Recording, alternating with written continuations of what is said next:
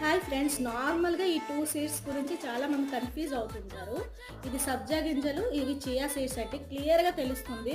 మనకి సబ్జా గింజలు అనేవి చాలా బ్లాక్గా ఉన్నాయి, కొంచెం నువ్వుల్లా తెలుస్తుందండి.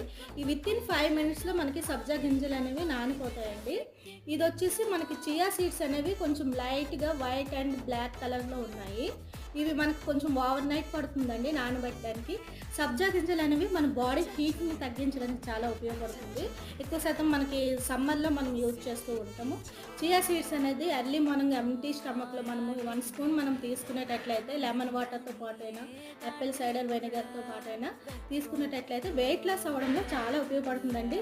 దీని మధ్య చాలా డిఫరెన్స్ ఉందండి. దీని యొక్క బెనిఫిట్స్ వేరే, మన సబ్జా గింజల యొక్క బెనిఫిట్స్ అనేది వేరే. చాలామంది సబ్జా గింజలని చియా సీడ్స్ అని వాడుతూ ఉంటారు, చియా సీడ్స్ని సబ్జా గింజలని వాడుతూ ఉంటారని దీని మధ్య చాలా డిఫరెన్స్ ఉంది.